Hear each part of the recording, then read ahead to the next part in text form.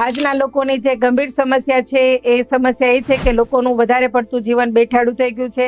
બેઠાડું જીવન થવાના કારણે ઓવરવેટ થઈ રહ્યા છે લોકો. ટાઈમે ટાઈમે જમી લેવું પણ જમેલા ખોરાકને પચાવી ન શકે, એના કારણે પોતાના બોડીમાં જે ફેટ વધતો જાય છે, જે ચરબીનું પ્રમાણ વધતું જાય છે, એ લોકો ચિંતા તો કરે જ છે. એમને કોઈને જાડું થવું ગમતું નથી, ઓવરવેટ થવું ગમતું નથી, પણ પોતાના શરીરને કંટ્રોલ પણ કરી શકતા નથી, કેમ કે એ લોકોની લાઈફસ્ટાઈલ એક્ટિવ નથી. તો એના કારણે માઇન્ડસેટ કરી લીધો છે કે આપણું જીવન તો આવું જ હોય અને આપણું વજન ક્યારેય ન ઘટે. તો એના માટે એક ગુડ ન્યૂઝ છે કે આપણે બેઠા બેઠા પણ આપણું વેટ લોસ કરી શકીએ છીએ, હેલ્ધી વેટ લોસ કરી શકીએ છીએ. ખાતા પીતા ખાલી જે હેલ્થ ટિપ્સ છે એને ફોલો કરીને તમે તમારું સારામાં સારી રીતે વેટ લોસ કરી શકો છો.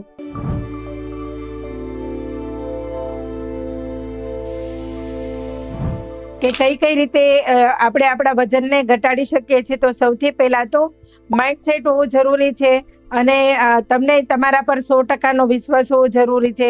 એક વખત નક્કી કરો કે હું પણ ધારું તે કરી શકું છું, હું પણ વેટ લોસ કરી શકું છું અને વેટ લોસ ઇઝીલી થઈ શકે છે. અને જ્યારે તમે આ વિડીયો સાંભળશો ત્યારે તમને ખબર પડશે કે હું પણ મારું વજન ઘટાડી શકું છું. જો આ પોઝિટિવિટી તમારી અંદર આવી ગઈ તો અડધા બીમાર તો તમે એમ જ સારા થઈ જવાના. 25% તો તમારી ઇન્ટરનલ પોઝિટિવિટી વધવાના કારણે તમારું વેટ લોસ છે એનું માઇન્ડસેટ કરવાના કારણે વજન ઘટવા મળશે.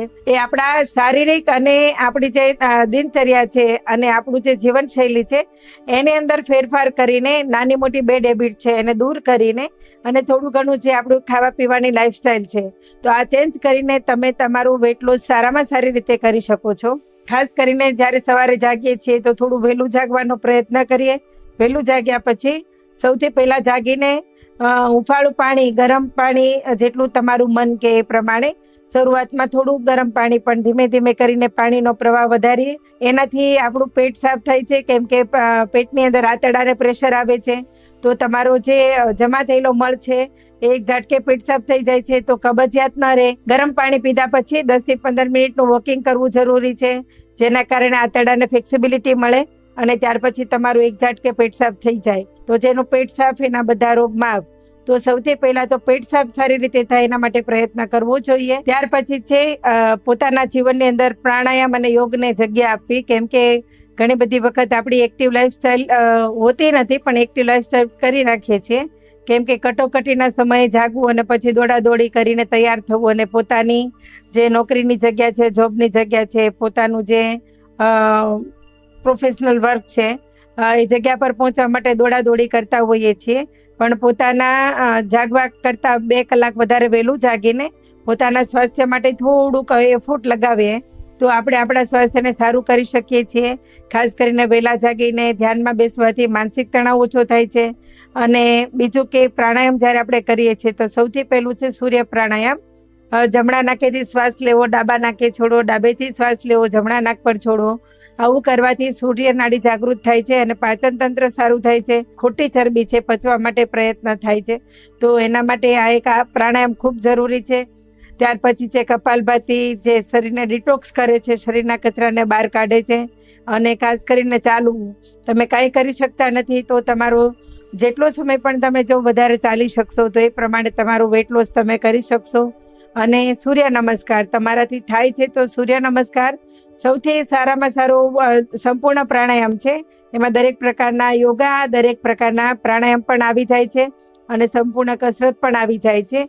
તો તમે એનાથી તમારા આખા બોડીને ફ્લેક્સિબલ બનાવી શકો છો, સાંધાઓને એક ફ્લેક્સિબિલિટી આપી શકો છો. યોગાસનની અંદર સૌથી પહેલા તો પવન મુક્તાસન, વજ્રાસન, પાદહસ્તાસન ને વધારી શકો છો. ત્યાર પછી છે પાવડર મસાજ. જ્યારે આપણે સ્નાન કરવા જઈએ છીએ તો નાતી વખતે આપણે સાબુનો ઉપયોગ કરીએ છીએ, બોડી લોશનનો ઉપયોગ કરીએ છીએ, શેમ્પૂનો ઉપયોગ કરીએ છીએ. એની જગ્યાએ જો તમે કોઈ પણ પ્રકારનો ઉપટન, ઘણા બધા ઉપટનો આપણને અત્યારે ઓર્ગેનિક ઉપટન આપણને માર્કેટમાં મળી રહ્યા છે અને 5 પ્રકારના લોટ ભેગા કરીને પણ આપણે ઉપટન બનાવી શકીએ છીએ. આ રીતે આપણે પાવડર મસાજ દ્વારા બોડીને કેર કરી શકીએ છીએ, જેના કારણે તમારી જે ચામડીની જે ચરબી છે એને રિડ્યુસ કરી શકાય છે અને એની અંદરથી ફેટને ઓછું કરી શકાય છે.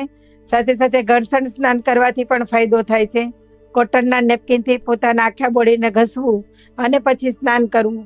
તો આનાથી પણ તમારા બોડીનું બ્લડ સર્ક્યુલેશન વધે છે અને ફેટ તૂટે છે, જેના કારણે ચરબી ઓછી થાય છે. ત્યાર પછી છે આપણો ડાયટ પ્લાન. તો ડાયટ પ્લાનની અંદર સવારનો જે તમે બ્રેકફાસ્ટ કરી રહ્યા છો, તો સૌથી પહેલાં એના માટે શીખવું જરૂરી છે કે તમે સાંજે એવું હળવું ભોજન લો કે જેના કારણે તમને સવારમાં કકડીને ભૂખ લાગે. જો તમે સાંજે સૂતી વખતે કોઈ પણ પ્રકારનું ભોજન લઈ રહ્યા છો તો એને સ્કીપ કરો, કેમ કે મોડી રાત્રે જમેલું તમારું ખોરાક પચતો નથી, જેના કારણે તમારું પાચન જ બરાબર થયું નથી, તો સવારે પેટ સાફ થતું નથી. પેટ સાફ ન થવાના કારણે તમારા બોડીને જે ભૂખ લાગવી જોઈએ ભૂખ લાગતી નથી, અને જો તમે બ્રેકફાસ્ટ કરો છો તો એક ખોરાક પણ તમારો ફેલ જાય છે. તો પહેલાં તો એ હેબિટ પાડો કે જ્યારે તમને ભૂખ લાગે ત્યારે જમો. ત્યાર પછીની બીજી હેબિટ છે કે લો કેલેરી ફૂડને પસંદ કરો. ધારો કે લીલા શાકભાજી, સલાડ અને ફ્રૂટ અને સ્પ્રાઉટ, આ જે ખોરાક છે એ જો તમારો મોર્નિંગ બ્રેકફાસ્ટની અંદર તમે એનો ઉપયોગ કરો, એટલે કે ભૂખ્યું નથી રહેવાનું, પેટ ભરીને જમવાનું, પણ જેની કેલેરી ઓછી છે એવો ખોરાકને જો તમે પસંદ કરશો તો તમે સવારનું ભોજન તમારું સારામાં સારી રીતે હેલ્ધી બ્રેકફાસ્ટ સાથે પતાવી શકશો. ત્યાર પછી તમે એક મધનો ઉપયોગ કરી શકો છો. ઘણી બધી વખત આપણે કહેતા હોઈએ છીએ કે વજન ઘટાડવા માટે ગરમ પાણીમાં મધ પીવું. ગરમ પાણીમાં મધ પીવાતું નથી. મધને પી શકાય છે સાદા પાણીમાં, ને સાદા પાણીમાં મધ પીને તમે તમારું ચરબીને તોડી શકો છો, ફેટ લોસ. મધ બે રીતે ઉપયોગી છે. એક તો આપણા બ્લડમાં ભળીને સીધું અનુપાન કહી શકાય છે એને, કે બ્લડને ચોખ્ખું કરવામાં પણ કામ કરે છે. પાણી, તો પાણી કેવું પીવું, ક્યારે પીવું, કેટલું પીવાનું નોલેજ આપણને જો હોય તો આપણા વજન પ્રમાણે 20 કિલો 1 લીટર પાણી જવું જરૂરી છે. જો તમે પકાવેલું પાણી પીવો છો કે તમે 4 ગણું પાણી મૂકો અને એમાંથી અડધું પાણી બળી જાય અને અડધું પાણી જે વધે છે એ પાકેલું પાણી કહેવાય છે. તમે કોઈ પણ ઓફિશિયલ વર્ક કરી રહ્યા છો અને તમારી સાથે તમે ગરમ પાણીની બોટલ રાખીને દિવસ દરમિયાન જ્યારે તરસ લાગે ત્યારે તમે પાણીને પીવો તો તમને એ પાણી તમારા ચરબીને પચાવવામાં મદદ કરે છે. ખાસ કરીને પાણી જમ્યા પહેલાં અડધો કલાક ન પીવું, જમ્યા પછી અડધાથી પોણો કલાક ન પીવું, જેના કારણે તમારો જે જઠરાગ્નિ પ્રદીપ્ત થયો છે તમારા ખોરાકને પચાવવા માટે, તો એને જ્યાં સુધી ખોરાક પચાવી ન દે ત્યાં સુધી જો તમે એને પાણી ન નાખો તો એ જઠરાગ્નિ તમારા ખોરાકને સારી રીતે પચાવવામાં મદદ કરે છે. ત્યાર પછી છે લંચ. તો લંચની અંદર આપણું ભોજન, આપણને કેટલી ભૂખ લાગી છે કે નથી લાગી, બોડીની નીડ છે કે નથી, એ પણ આપણે જોવું જરૂરી છે. અને જે તમારું બોડી તમને જે પચાવી શકે છે એવા ખોરાકને પસંદ કરો. સૌથી પહેલી પ્રાયોરિટી બાફેલા મગને આપીએ, અને જો મગ અવેલેબલ નથી અથવા તો ભાવતા નથી તો કોઈ પણ પ્રકારનો એવો સૂપ બનાવીને પી શકાય છે. ત્યાર પછી મલ્ટીગ્રેન આટાની રોટલી ખાઈ શકાય છે. મિલેટનો પણ અત્યારે લોકો ઉપયોગ કરી રહ્યા છે. ત્યાર પછી લાઈફસ્ટાઈલ આપણી એક્ટિવ રાખવી જરૂરી છે. ધારો કે આપણને સમય મળતો નથી દિવસ દરમિયાન કે કોઈ પણ પ્રકારની એક્ટિવિટી આપણે કરીએ, તો તમે જે ચેર પર બેસીને જે ઓફિસમાં વર્ક કરી રહ્યા છો ત્યાં અડધો કે પોણો કલાક કે 1 કલાક પછી 10 મિનિટ માટે ઊભા થઈ અને તમારી ઓફિસમાં પણ થોડું વોકિંગ કરી લેવું જોઈએ. તો એના કારણે પણ તમારું ડાયજેસ્ટિવ સિસ્ટમ સારું થશે. 4 થી 5 વાગે ભૂખ લાગે તો પણ આપણે ઘણી બધી વખત ચાની સાથે કોઈ પણ પ્રકારના એવા હેવી ડાયટ પ્લાન લેતા હોઈએ છીએ. તો ખાસ કરીને વેટ લોસ પ્રોગ્રામ કરવો છે તો ચા કે કોફીને સ્કીપ કરો. અને બીજું કે તમને ભૂખ લાગે છે તો એ સમયે શું પસંદ કરશો, તો ખાસ કરીને કોઈ પણ એક પ્રકારનું ફ્રૂટ અથવા તો તમે શેકેલા ચણાને પસંદ કરી શકો છો, જે ફેટ તોડવામાં મદદ કરે છે. સાંજે જ્યારે તમને ફરી પાછું જમવાનો સમય થાય તો એક તો તમે સમયથી, મતલબમાં સૂર્યપ્રકાશની હાજરીમાં જો જમી લેશો તો તમારું પાચન તંત્ર, તમે જે જમશો તે સારી રીતે વર્ક કરશે. બીજું કે હળવો ખોરાક જમવો જોઈએ. હળવો ખોરાક એટલે કે મગભાત છે, ખીચડી છે, આવું સાદું ભોજન જમવું જોઈએ, તો જેના કારણે તમે સારામાં સારી રીતે તમારું ભોજન લઈ શકો છો. વધારે પડતી ભૂખ નથી લાગી તો તમે તમારા સાંદા ડાયટ ચાર્ટમાં તમે રાગી અથવા તો તમે સાંબાની ખીચડી આવું પણ લઈ શકો છો, અને ફ્રૂટનો ઉપયોગ પણ કરી શકો છો. ઘણા બધા લોકો જમીને તરત જ ચાલવા નીકળી જાય છે, તો એ બેડ હેબિટ છે. જમ્યા પછી અડધો કલાક પછી તમે કમસે કમ 500 ડગલા ચાલો તો તમારું સાંજનું ભોજન છે તે સારી રીતે પચાવી શકાય છે. ત્યાર પછી રાત્રે સુવા ટાઈમે ગરમ પાણી, જો તમે તમારા રાત્રિના સુવાના સમયે ગરમ પાણીનો ઉપયોગ કરો તો એ તમારા જે સાંજનું ભોજન તમે લીધું છે એને પચાવવામાં હળવું કરી દેશે, અને તમારું જે દિવસ દરમિયાન ખોરાકની અંદર તમારું થોડું ઘણું પણ ફેટ ગયું છે તો એ ફેટને પણ